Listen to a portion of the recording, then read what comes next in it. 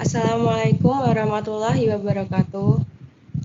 Waalaikumsalam warahmatullahi wabarakatuh. Perkenalkan, kami dari kelompok 9 Etika Bisnis akan membahas tentang etika perilaku kontribusi para filsuf dengan anggota yang pertama yaitu Friskla Aulia NIM 085, yang kedua Gilvansa Fazrin NIM 108, yang ketiga Sintani Hidayatun NIM 131, Duria Melinda NIM 130, Gendis Renandia Putri NIM 134, Yasinta Aswari NIM 139, dan Yohana Rizky NIM 148. Untuk poin yang pertama akan dijelaskan oleh Saudara Friska.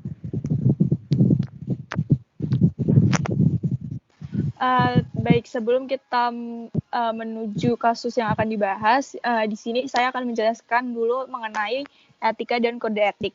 Sesuai dengan Encyclopedia of Philosophy, mendefinisikan etika dalam 3 cara, yaitu 1.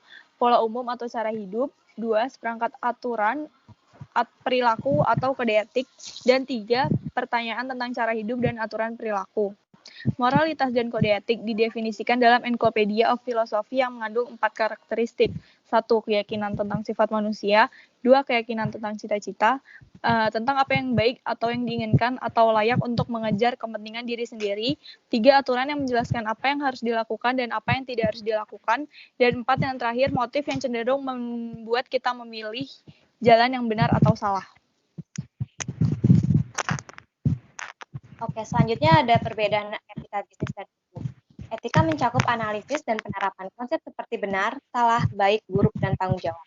Berbeda dengan hukum, di mana sistem yang terpenting dalam pelaksanaan atas rangkaian kekuasaan kelembagaan dari bentuk penyalahgunaan kekuasaan dalam bidang politik, ekonomi, dan masyarakat dalam berbagai cara dan bertindak sebagai perantara utama dalam berhubungan sosial antar masyarakat terhadap kriminalisasi dalam hukum.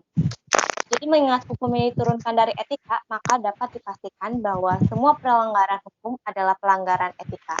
Dan sebaliknya, karena tidak semua kategori perilaku yang benar dapat diformulasikan dalam unsur perilaku yang objektif, tidak semua pelanggaran etika adalah pelanggaran hukum. Jadi keberadaan hukum tidak menghilangkan fungsi etika sebagaimana pedoman perilaku dan instrumen kontrol sosial, bahkan dalam perkembangan etika semakin dibutuhkan untuk meringankan kerja hukum, yaitu untuk mencegah dan sebagai deteksi dini adanya potensi pelanggaran hukum. Next.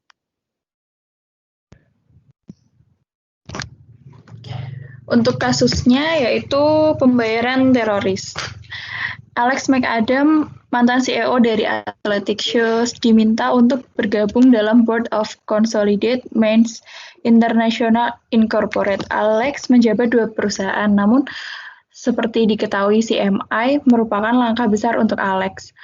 CMI didirikan dengan nama United Mines Company pada periode 1870-an oleh lembaga perkereta-apian terkemuka Amerika dan berubah menjadi CMI Incorporation pada tahun 1985. Perusahaan yang mengoperasikan tambang di Amerika Tengah dan wilayah atau bagian utara Amerika Selatan ini mendapat $4,5 miliar dan mempekerjakan sekitar 25 orang di seluruh dunia pada tahun 2004. Alex melakukan studi kelayakan sendiri dalam memutuskan apakah akan menerima kursi dewan. Hasilnya ada 2 isu yang ingin dia bawa ke Cameron Dery, CEO dari CMI. Satu hal yang menyangkut tuduhan praktik bisnis yang dipertanyakan, dan isu lainnya terkait ketidakstabilan politik di beberapa negara Amerika Latin. Dalam pertemuannya, Cameron terang-terangan berbicara tentang sejarah perusahaan dan pers buruk yang sering diterima. Tuduhan seperti menyuap pejabat pemerintah dan menggunakan koneksi politik ketika politik kita untuk melarang serikat kerja berpartisipasi dalam menggulingkan pemerintah Amerika Latin, memanfaatkan karyawan untuk mencemari lingkungan, dan memfasilitasi impor kokain ke Amerika Serikat. Tidak ada satupun yang pernah terbukti di pengadilan. Bahkan Cameron sudah berhasil menggugat media yang menerbitkan cerita-cerita yang tidak terbukti.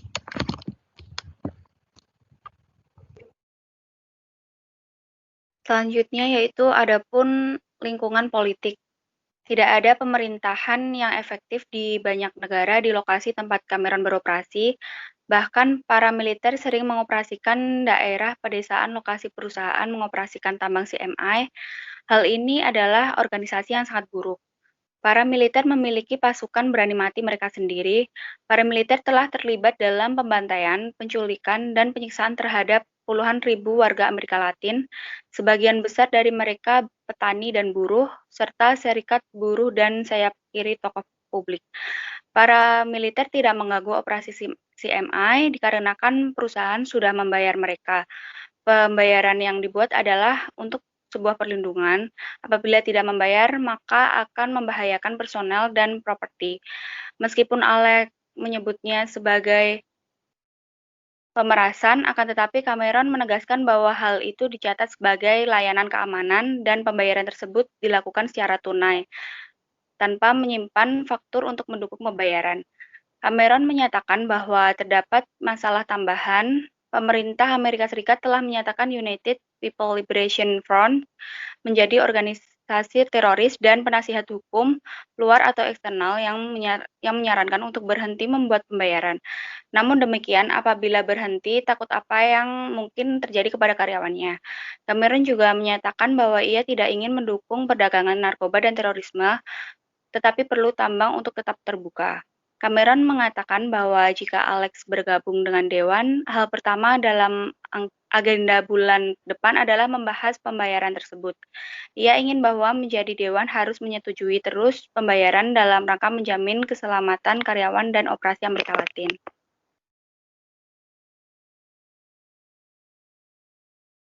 Soal pertama, haruskah Alex bergabung dengan Dewan Direksi CMI? Jawabannya, bisnis merupakan perdagangan yang bertujuan khusus memperoleh keuntungan. Perubahan perdagangan dunia menuntut segera dibenahinya etika bisnis agar tatanan ekonomi dunia semakin membaik. Di dalam bisnis tidak jarang berlaku konsep tujuan menghalalkan segala cara. Bahkan tindakan-tindakan yang berbau kriminal pun ditempuh dengan pencapaian suatu tujuan. Sehingga bisnis menjadi tidak etis kalau perolehan untung dimutlakkan dan moral dikesampingkan.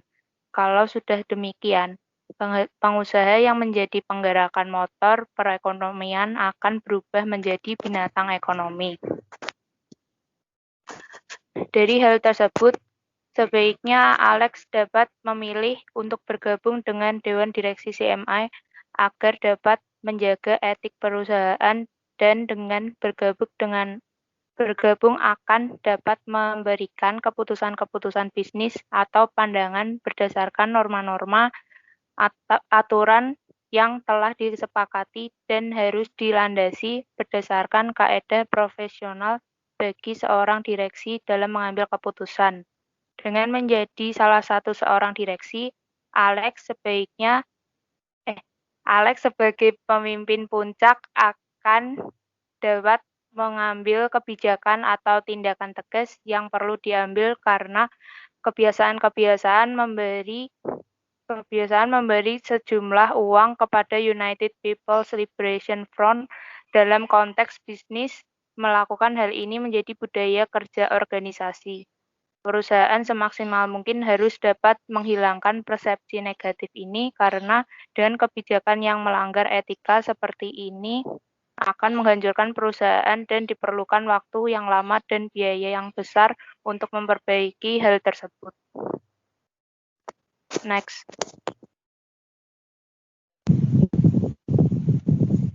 Untuk soal yang kedua, yaitu jika Alex bergabung, haruskah mendukung untuk terus melakukan pembayaran?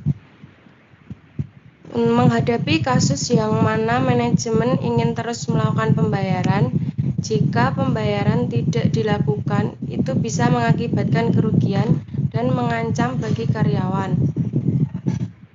Alex yang telah bergabung sebagai anggota Dewan Direksi dapat mengotorisasi pembayaran atau menghentikan semua pembayaran di masa mendatang. Atau bisa juga untuk menutup tambang. Langkah yang harus diambil Alex adalah harus melakukan analisis dampak stakeholder untuk mengidentifikasi semua kelompok pemangku kepentingan.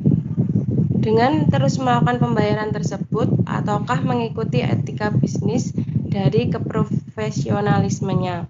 Next. Soal ketiga, apalagi pilihan yang tersedia untuk Alex.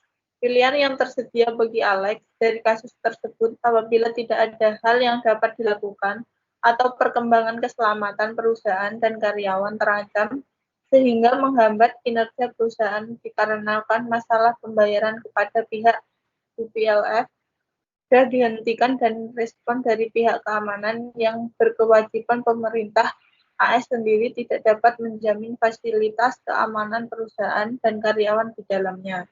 Perusahaan mungkin bisa membuat divisi keamanan tersendiri demi keselamatan karyawan dan memindahkan kantor pusat yang ada. Daripada membayar teroris yang membuat perusahaan melanggar hukum, lebih baik membentuk keamanan sendiri. Jadi hal tersebut dapat diambil 3 opsi dari yang dapat dilakukan. Yang pertama, melaporkan hal tersebut kepada pemerintah tentang masalah yang dihadapi selama ini. Yang kedua, membentuk tim pengamanan sendiri. Yang ketiga, bila terus mengancam keselamatan karyawan, bisa memindahkan kantor dan melakukan pekerjaan tambang dengan pekerjaan yang harus tetap dijaga oleh pihak keamanan. Sekian presentasi dari kelompok kami. Bila banyak kesalahan, minta maaf. Wassalamualaikum warahmatullahi wabarakatuh. Waalaikumsalam warahmatullahi Waalaikumsalam warahmatullahi wabarakatuh.